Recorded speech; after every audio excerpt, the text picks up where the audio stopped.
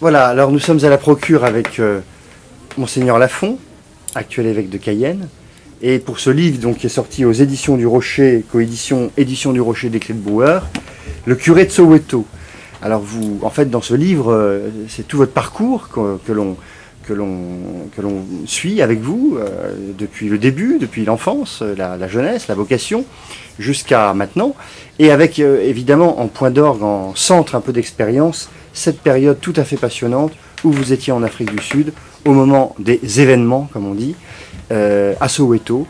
Alors moi j'ai envie juste de vous demander, qu'est-ce que finalement, si vous aviez à retenir une ou deux choses, qu'est-ce que vous a appris dans votre vie pastorale, dans votre vie de chrétien, cette expérience tout à fait unique que vous avez vécue en Afrique du Sud? D'abord la rencontre avec l'Afrique et un humanisme, une culture que nous ne connaissons mal, mais dont nous aurons besoin dans les années à venir pour humaniser l'humanité tout entière. Je pense que lorsque l'Afrique sera sortie de ses difficultés, elle aura beaucoup à apporter au monde. Ensuite, j'ai rencontré un continent où la spiritualité fait partie du corps des personnes, et ça m'a fait beaucoup de bien. Moi qui venais de cette Europe un peu rationaliste, ça m'a remis en selle de beaucoup de manières. Et puis j'ai aussi retenu cette leçon d'histoire, l'horreur de l'apartheid, de la domination de l'homme sur l'homme, et l'inutilité de la violence, et l'horreur aussi de la violence.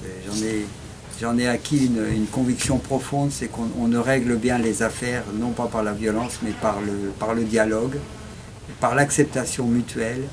Et il y a dans l'Évangile une culture du dialogue et du respect de l'autre que nous avons vécu en Afrique du Sud et pour laquelle je remercie le Seigneur.